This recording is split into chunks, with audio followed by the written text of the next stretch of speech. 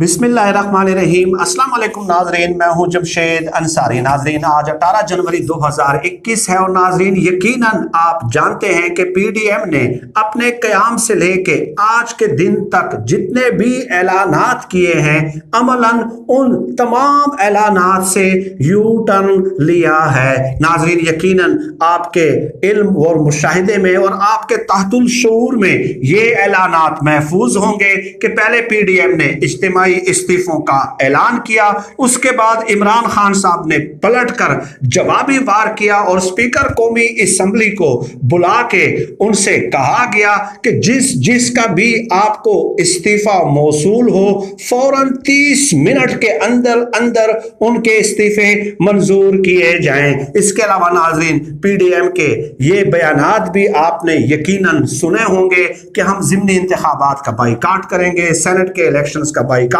کریں گے، سینٹ کے الیکشن سے پہلے حکومت کو گھر بھیج دیں گے۔ اس کے بعد آپ نے یہ بھی دیکھا کہ حالت وجد میں آ کے مولانا فضل الرحمن صاحب نے لانگ مارچ کا رخ پنڈی کی طرف موڑنے کی بات بھی کی، اور اس کے بعد ہم نے یہ بھی دیکھا کہ رانا ثناء اللہ نے اس قسم کے بیانات سے مکمل طور پہ نون لیگ نے لا تعلقی کا اعلان کر دیا کہ ہم لانگ مارچ کا رخ جو ہے نا جی ایچ کیو کی طرف نہیں موڑیں گے، لانگ مارچ صرف اور صرف ڈی چوک پہ ہوگا۔ اور ڈیفینیٹلی پہلے ہی روز سے ہم اس امر کا اظہار کرتے رہے ہیں کہ پیپلز پارٹی کی جو ہے نا موجودہ نظام میں سگنیفیکنٹ جو ہے وہ بینیفیشری ہے، اور وہ کبھی بھی جو ہے نا اس قسم کے اقدامات کی حمایت نہیں کرے گی۔ پیپلز پارٹی کو معلوم ہے کہ اگر ہم اجتماعی استعفے دیں گے تو ہم سندھ حکومت سے ہاتھ دھو بیٹھیں گے۔ پیپلز پارٹی کے علم میں ہے کہ اگر ہم اپنی زبان سے غلطی سے بھی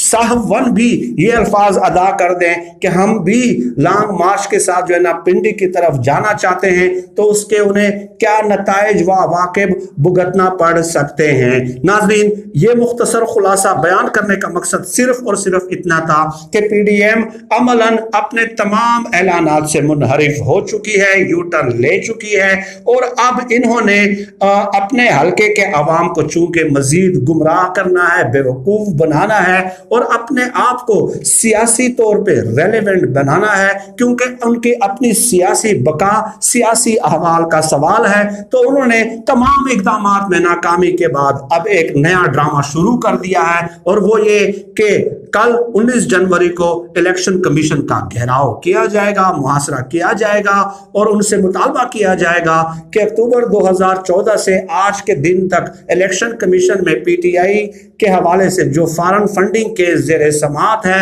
اس کا فیصلہ سنایا جائے۔ ناظرین فارن فنڈنگ کا نام دینا بذات خود ایک مذموم پروپیگنڈا ہے۔ اس حوالے سے میں اپنی 2 ویڈیوز میں تفصیلی گزارشات آپ کی خدمت میں کل کے دن پیش کر چکا ہوں، وہاں سے آپ ملاحظہ کر سکتے ہیں کہ شریف اور زرداری خاندان اور مولانا فضل الرحمن صاحب کے چند حمایتی صحافیوں، اینکرز اور تجزیہ کاروں نے اس کیس کو فارن فنڈنگ کا نام دے کے کس طرح قوم کو گمراہ کرنے کی کوشش کی ہے اور انٹلیکچولی کرپٹ کرنے کی کوشش کی ہے۔ ناظرین اب صورتحال یہ ہے، کل کی ویڈیوز میں بھی آپ تفصیلات ملاحظہ کر سکتے ہیں کہ فارن فنڈنگ کیس میں گو کہ اس کو کہا جاتا ہے ممنوع فنڈنگ کیس یا پروہیبٹڈ فنڈنگ کیس کہا جاتا ہے، اس میں پیپلز پارٹی اور نون لیگ کو لینے کے دینے پڑ گئے ہیں،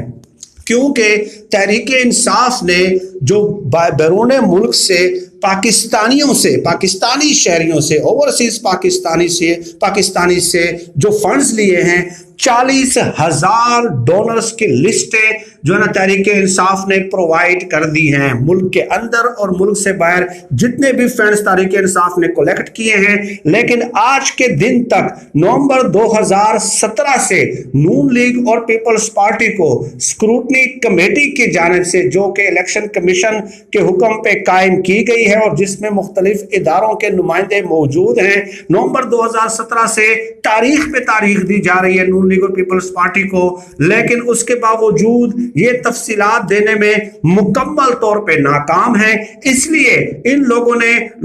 پی ڈی ایم کے سیاسی رہنماؤں نے لوگوں کی اٹینشن ڈائیورٹ کرنے کے لیے، کیونکہ اندرونی طور پہ ان لوگوں کو یہ علم ہو چکا ہے ناظرین کہ فارن فنڈنگ کیس میں یا ممنوع فنڈنگ کیس میں ہمارے خلاف ہی گھیرا تنگ ہو رہا ہے اور آج تک یہ ریکارڈ دینے میں ناکام رہے ہیں۔ اس لیے یہ الیکشن کمیشن سے این آر او لینے کے لیے جو ہے الیکشن کمیشن کا کل جو ہے نا وہ محاصرہ کر رہے ہیں۔ ناظرین، مولانا فضل الرحمان صاحب کے حوالے سے میں ایک اور بات بتا دوں، ایاز امیر صاحب نے پرسوں ہی ایک پروگرام میں، تھنک ٹینک کے نام سے ایک پروگرام ہوتا ہے دنیا ٹی وی پہ، یقیناً آپ نے سنا ہوگا، دیکھا ہوگا وہ پروگرام، اس میں انہوں نے ایک بہت بڑا انکشاف کیا ہے کہ سابق D G I S I general Pasha کے حوالے سے کہ کیسے انہوں نے مولانا فضل الرحمان صاحب کی زبان بندی کر دی تھی، اور اس کے بعد مولانا فضل الرحمان صاحب کئی گھنٹے اس میٹنگ میں موجود رہے، لیکن حرام ہے کہ ایک لفظ بھی مولانا فضل الرحمان صاحب کی زبان سے نکلا ہو۔ وہ کلپ پہلے آپ سن لیجئے گا ناظرین، اس کے بعد اگر ٹائم بچتا ہے تو میں اس حوالے سے اپنی گزارشات مزید پیش کروں گا۔ پاشا صاحب کو کہا گیا تھا کہ بریفنگ دے پارلیمنٹیرینز کو، جوائنٹ سیشن تھا، وہاں پہ مولانا فضل الرحمان حسب روایت حسب عادت چڑھ گئے۔ یہ پاشا صاحب باہر، میں نے تب اس دن دیکھا کہ مقرر بڑے پائے کے تھے۔ اچھا، انہوں نے کہا میں چپ ہوں، کچھ کہنا نہیں چاہتا، میں لیبیا کا نام نہیں لینا چاہتا، وہاں کے فنڈز کا ذکر نہیں کرنا چاہتا، اور اگر نہیں کر رہا کوئی اور وجہ نہیں ہے، حد ادب ہے۔ اس کے بعد کسی مولانا صاحب کے لبوں سے کوئی ایک لفظ بھی نکلا ہو میرے ساتھ جو ہے، میں نے ان سے آپ یہ گواہی لے لیں، ایک لفظ، اس کے بعد پورا سیشن پتہ نہیں کتنے گھنٹے وہ رات، تو آپ اگر وہ کریں تو یہ ساری سیاسی پارٹیز فارغ ہوتی ہیں۔ ناظرین، ایاز امیر صاحب نون لیگ کے رہنما رہے ہیں اور ان کے ٹکٹ پہ کئی بار ایم این اے بھی منتخب ہوئے۔ وہ کہتے ہیں کہ قومی اسمبلی میں سیکیورٹی امور کے حوالے سے آئی ایس آئی نے ہمیں ان کیمرہ بریفنگ دینی تھی، تو وہاں بھی مولانا فضل الرحمان صاحب بہت گرجتے اور برستے ہوئے نظر آئے، تو D G I S I general Pasha صاحب نے ان سے کہا کہ مولانا صاحب میں لیبیا کا ذکر نہیں کرنا چاہتا، میں لیبیا کے فنڈز کا ذکر نہیں کرنا چاہتا، صرف اس لیے نہیں کرنا چاہتا کہ حد ادب ہے، یعنی کہ میں احترام کر رہا ہوں عمر کی وجہ سے، لیکن آپ مجھے اس بات پہ مجبور نہ کریں۔ تو ایاز امیر صاحب کہتے ہیں کہ اس کے بعد کئی گھنٹے اجلاس جاری رہا، لیکن مولانا فضل الرحمان صاحب کی زبان سے ایک لفظ بھی نہیں نکلا۔ یہ ان لوگوں کی حیثیت ہے، یہ ان لوگوں کی اوقات ہے کہ یہ سمجھتے ہیں کہ شاید یہی تو تکلیف ہے ناظرین ان لوگوں کو پاکستان کی سیکیورٹی ایجنسی سے، کہ یہ بیرون ملک سے چوری کرتے ہیں، کرپشن کرتے ہیں، منی لانڈرنگ کرتے ہیں، اور ان ریاستی اداروں کے علم میں ہوتا ہے، اس لیے یہ لوگ ان ریاستی اداروں کو اپنے ماتحت کرنا چاہتے ہیں، ٹھیک ہے، تاکہ یہ ان کے احکامات کے تابع رہیں، ان کے انگلیوں کے اشاروں پہ یہ ناچتے رہیں، اور یہ سیاستدان اپنے ماتحت کر کے ان کا حال وہی کر دے جو ان لوگوں نے پنجاب پولیس کا کیا ہے گزشتہ 30 سالوں میں،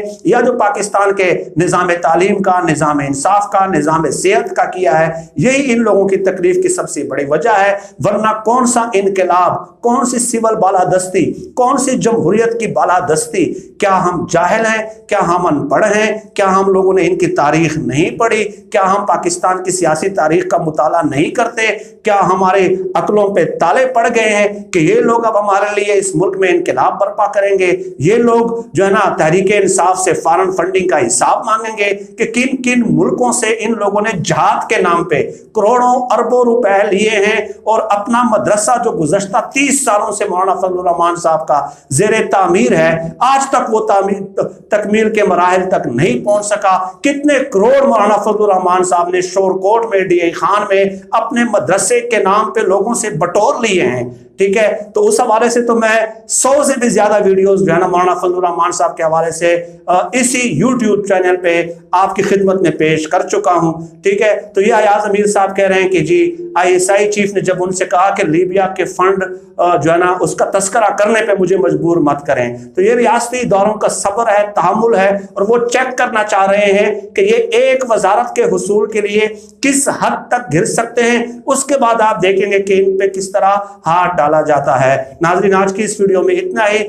اس قسم کے موضوعات پہ وقتاً فوقتاً آپ سے نشست کا اہتمام ہوتا رہے گا۔ آپ سب لوگ اپنا بہت بہت خیال رکھیے گا۔ پاکستان زندہ باد، اللہ حافظ۔